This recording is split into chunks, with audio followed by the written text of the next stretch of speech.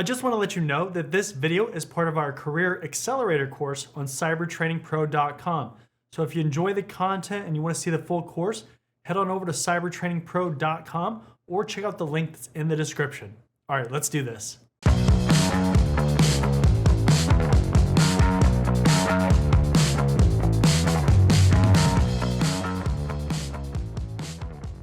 Something that you probably don't do enough, especially when it comes to your career, is an honest self-reflection.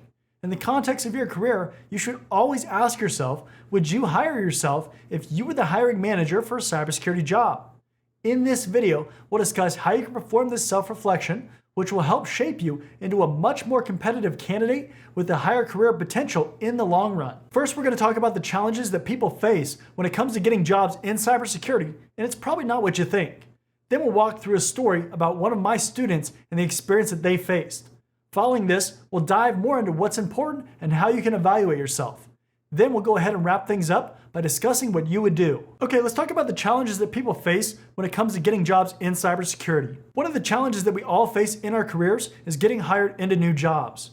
When we start to learn new skills or technologies, it becomes very easy to confuse our ambition with meeting a potential employer's expectations. Think about a time when you passed a certification exam or learned a new skill and you were so proud of yourself. Depending on the difficulty of the situation, you might have thought that you could conquer the world with something as little as the A+ certification from CompTIA. Although effort and achievements are important, they don't always satisfy the requirements that you need to fulfill, especially in the job market. So now I want to tell you about a story that I've seen firsthand to give you more context about how things work in the real world. I had a student who met with me a while ago and we were talking about their career journey so far. We'll call that student Bob to protect their identity. Bob started expressing the enormous stress and frustration that he felt in his career. I asked Bob why he felt that way. His reasoning was that he felt like he had done everything in his power to achieve his goal of landing a cybersecurity job. Bob began to describe his career so far to show his accomplishments. First, Bob explained how he started getting familiar with computers by building them and changing parts. Then he went on to get his A+ certification from CompTIA to demonstrate his strong understanding of hardware components. Bob had also landed a part-time job with a local computer repair shop to continue growing his experience. At that point, Bob had been in that job for about 5 years. While he was working there, he also started a blog writing about the different things that he was learning about computer repair. Then, Bob told me with all that knowledge and training, he couldn't even get a call for a cybersecurity job interview. I want you to take a second and think about the first question that I might have asked Bob. Go ahead and put your guess in the comments. My question to Bob was, what have you learned about cybersecurity? Bob's response was silence. I didn't even need to look at his resume or know anything more than what Bob had told me to realize that he had missed the most important aspect of getting into cybersecurity: understanding what's required in the job and learning that information. Certainly you need to know the basics of how IT and core technologies like operating systems work, but then you have to learn the cybersecurity way.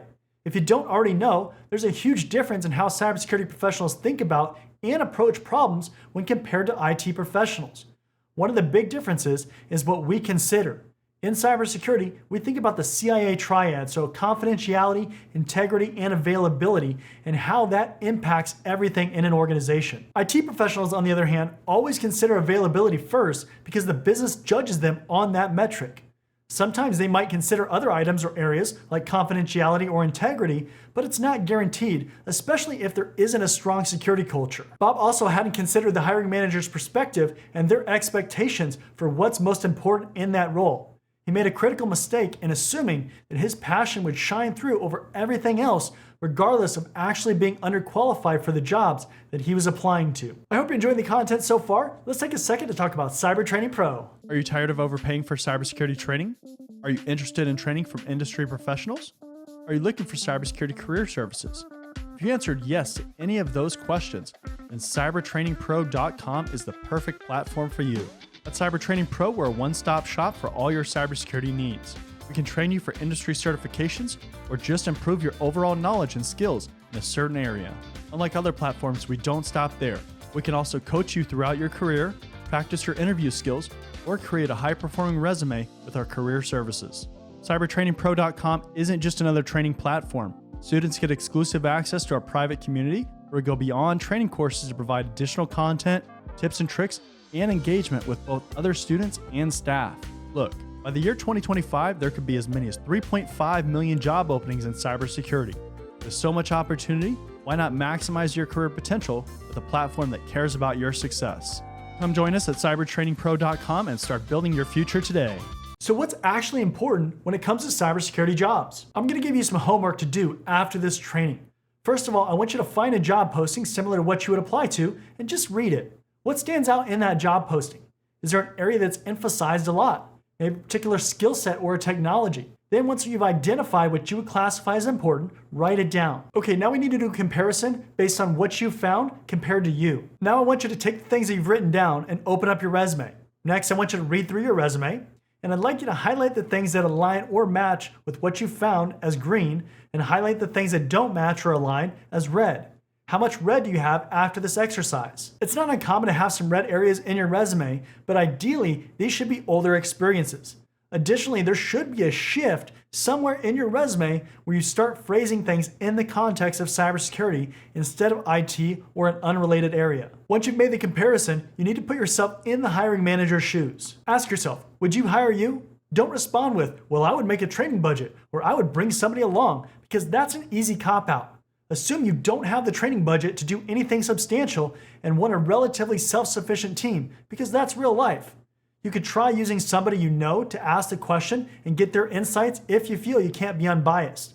Remember that you don't have to tell anybody about this, but you better be honest with yourself. Then you can use the information or reasoning from this exercise to strategize how you can get to a yes answer. Question of the day: what's the biggest challenge or struggle that you've had with trying to start a cybersecurity career? Let me know down in the comment section below. As you get more experience and knowledge in the industry, this exercise will make it easier to determine deficiencies. Remember that it might not solve all your problems, but it's going to help for sure. As always, make sure to leave a like, comment, and subscribe. Check out the description for more resources related to this video, and I'll see you in the next one.